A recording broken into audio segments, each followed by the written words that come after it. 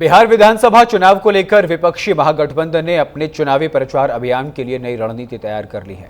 SIR के मुद्दे को केंद्र में रखकर शुरू हुई 17 दिनों की लंबी यात्रा के बाद अब महागठबंधन यानी इंडिया गठबंधन क्षेत्रीय मुद्दों के जरिए जनता से सीधा जुड़ाव बनाने की कोशिश में जुटा है। सूत्रों के मुताबिक दूसरे चरण के चुनाव प्रचार के लिए गठबंधन ने नए एक्शन प्लान तैयार किए हैं। अब लंबी यात्राओं के बजाय हर प्रमंडल में बड़ी रैलियों का आयोजन होगा, जिसमें स्थानीय मुद्दों को उठाया जाएगा। पलायन, बेरोजगारी, शिक्षा, स्वास्थ्य, बढ़ते अपराध और नीतीश बीजेपी सरकार की विफलताओं को मुख्य एजेंडे में रखा जाएगा।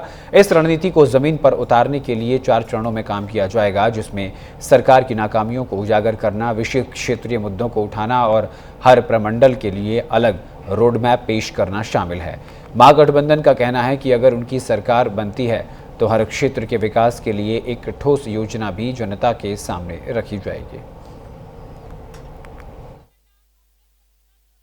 बिहार के चुनावी प्रचार को लेकर अब इंडिया गठबंधन की ओर से एक बड़े प्लान को तैयार किया गया है, जिसमें अब वोट चोरी के अलावा बिहार के 6 स्थानीय मुद्दों को भी संचालित किया गया है, जिसमें आने वाले दिनों में इंडिया गठबंधन का जिस तरह का प्रचार होगा उसमें तमाम 6 बड़े मुद्दों का जिक्र जो है वो महागठबंधन करेगा। अभी तक राहुल गांधी और पूरा इंडिया गठबंधन जो है वोट चोरी के मामले को लेकर लगातार एनडीए को घेरने की कोशिश कर रहा था और लगातार एनडीए सरकार और बीजेपी पे आक्रामक था।